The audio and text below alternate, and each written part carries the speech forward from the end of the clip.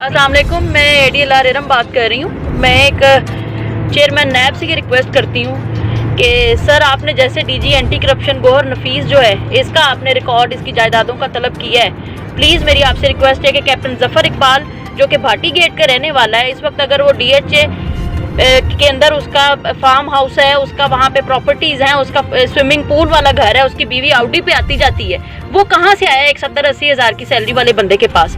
और उसके साथ साले सईद की प्रॉपर्टीज़ जो मुझे पता है इसकी फेज़ 7 DHA फेज़ 7 में है। तो मेरी आपसे रिक्वेस्ट है कि प्लीज़ आप इसका भी रिकॉर्ड मंगवाएं। ये करप्ट ब्यूरोक्रेट्स ने जो गंद डाला हुआ है ना, और हमारे जैसे लोग जो इनको एक्सपोज करते हैं उनकी ये जान को आ जाते हैं। और मेरी आपसे एक और रिक्वेस्ट ये है कि आयशा हमीद का भी रिकॉर्ड मंगवाएं। इन सब का मंगवाने के बाद आप प्लीज़ मेरा भी रिकॉर्ड मंगवाइएगा, ताकि आपको पता चले कि ये जितना इन्होंने करप्शन का मेरे ऊपर इल्ज़ाम लगाए हैं, मेरे हैरेसमेंट के केसेस करने के बाद, तो उसमें कितनी सच्चाई है।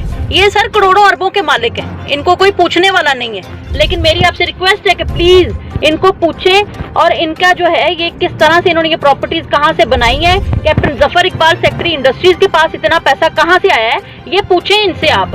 ये जो लाखों की अंगूठियाँ पहन के और लाखों की घड़ियाँ पहन के ये फिर रहे होते हैं, ये कहाँ से आया। और मेरा भी देखें, मेरा भी लाइफस्टाइल चेक करें कि मेरे इन लॉज शुरू से कहाँ पे रहते हैं जी, कैंट में रहते हैं। मेरी माँ